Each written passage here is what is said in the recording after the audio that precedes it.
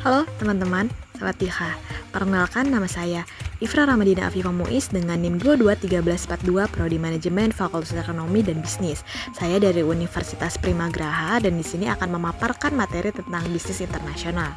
Pemaparan materi ini ditujukan untuk memenuhi tugas ujian akhir semester di mata kuliah bisnis internasional. Langsung masuk ke materi pertama, yaitu lingkungan hukum, teknologi, dan politik dalam bisnis internasional. Jadi, dalam melakukan transaksi bisnis lintas negara, maka pihak tersebut akan dihadapkan pada beberapa hal krusial yang tentunya mempengaruhi dan menentukan keberlangsungan maupun kelancaran transaksi bisnis yang dilakukan. Beberapa hal yang dimaksud diantaranya adalah dimensi hukum, teknologi, dan politik. Dimensi-dimensi tersebut menjadi faktor yang berpengaruh signifikan terhadap transaksi bisnis dalam lingkup internasional. Oke, langsung saja kita masuk ke pemaparan yang pertama, yaitu lingkungan hukum. Hukum negara-negara tempat bisnis internasional dijalankan memegang peran utama dalam menciptakan peluang-peluang yang tersedia bagi perusahaan. Beberapa di antara hukum ini terutama dirancang untuk mengatur lingkungan ekonomi dalam negeri. Hukum seperti itu mempengaruhi segala segi usaha dalam suatu negeri, pengelolaan tenaga kerjanya, kelayakan usahanya, pemasaran produk-produknya, dan pengembangan serta penggunaan teknologinya. Lalu ada juga nih yang disebut dengan hukum langsung. Hukum langsung dapat mempengaruhi transaksi bisnis. Undang-undang nasional lainnya secara eksplisit juga dirancang untuk mengatur aktivitas-aktivitas bisnis internasional. Selanjutnya masuk ke materi lingkungan teknologi. Seperti apa lingkungan teknologi ini? Negara dapat mengubah atau membentuk lingkungan teknologinya melalui investasi. Tidak hanya itu, sarana lain untuk mengubah lingkungan teknologi suatu negara adalah alih teknologi, yaitu pemindahan teknologi dari suatu negara ke negara lainnya. Adapun faktor penting lingkungan teknologi suatu negara adalah tingkat intelektual seperti hak paten, hak cipta, merek dagang, nama merek, dan seterusnya, merupakan suatu aset penting sebagian besar perusahaan multinasional. Lalu bagian selanjutnya adalah lingkungan politik. Seperti apa lingkungan politik dalam bisnis internasional? Bagian penting setiap keputusan bisnis adalah menilai lingkungan politik di mana suatu perusahaan menjalankan usaha. Dalam bisnis internasional bukan tak mungkin akan menemukan risiko politik.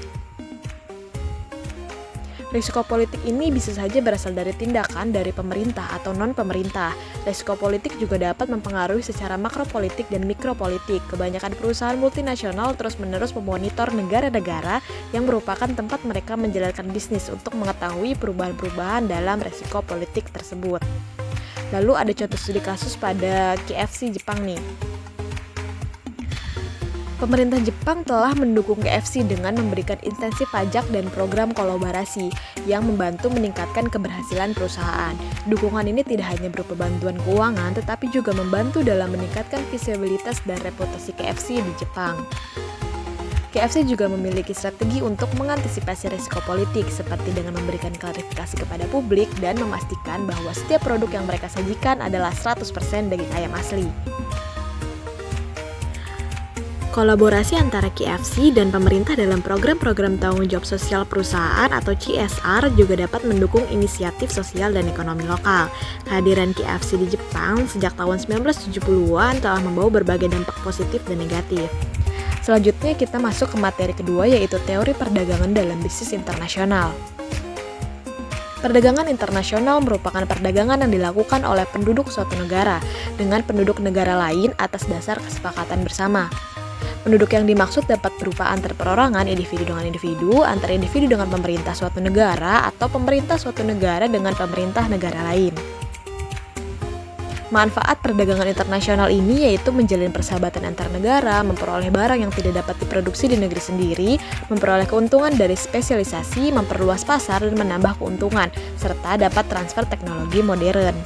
Ada faktor pendorong perdagangan internasional. Yang pertama, faktor alam atau perbedaan SDA, perbedaan kualitas SDM, perbedaan tingkat teknologi, perbedaan preferensi konsumen, globalisasi, dan hubungan politik. Perdagangan internasional juga dihadapkan pada hambatan-hambatan nih. Hambatan perdagangan merupakan regulasi atau peraturan pemerintah yang membatasi perdagangan bebas. Hambatan-hambatan itu antara lain, yang pertama itu ada tarif bea cukai. Semua hal yang terkait dengan pengawasan bea cukai ini disebut kepabeanan. Tujuan dari pengawasan ini adalah untuk melindungi kekuasaan dan kepentingan nasional dari barang-barang yang dapat membahayakan negara tersebut, seperti senjata, bahan beracun, alkohol, atau obat terlarang. Nah, yang kedua ini ada peraturan administrasi. Peraturan administrasi adalah hukum yang mengatur posisi, tugas, fungsi, dan kewenangan pemerintah dan eksekutif sebagai administrator negara. Lalu, hambatan yang ketiga ini yaitu konflik antar negara. Jika terjadi perang, hal itu dapat menyebabkan pemutusan hubungan internasional dan penurunan kondisi ekonomi suatu negara. Akibatnya, perdagangan antar negara dapat terhambat. Lalu, hambatan yang terakhir ini ada perbedaan mata uang. Jika nilai mata uang negara pengekspor lebih tinggi daripada nilai mata uang negara pengimpor ini dapat mengalami peningkatan biaya. Dengan demikian, penetapan mata uang sebagai standar internasional diperlukan untuk membuat perdagangan lebih mudah bagi kedua negara tersebut. Oke, cukup sekian pemaparan materi dari saya. Bagaimana teman-teman? Apakah sudah memahami sedikit tentang ruang lingkup bisnis internasional? Tadi saya telah memaparkan 2 materi yang saya ambil dari silabus di mata kuliah bisnis internasional. Yang pertama itu tadi materi tentang lingkungan hukum, teknologi, dan politik dalam bisnis internasional. Lalu materi yang kedua ada perdagangan dalam bisnis internasional. Jadi kedua materi tersebut saya pilih untuk memenuhi tugas ujian akhir semester yang diberikan dalam mata kuliah bisnis internasional di Universitas Prepagerahan. Oke, karena pemaparan materi telah selesai, saya cukupkan sampai di sini. Kurang lebihnya mohon maaf. Wabillahi taufiq wal hidayah. Wassalamualaikum warahmatullahi wabarakatuh. Bye bye.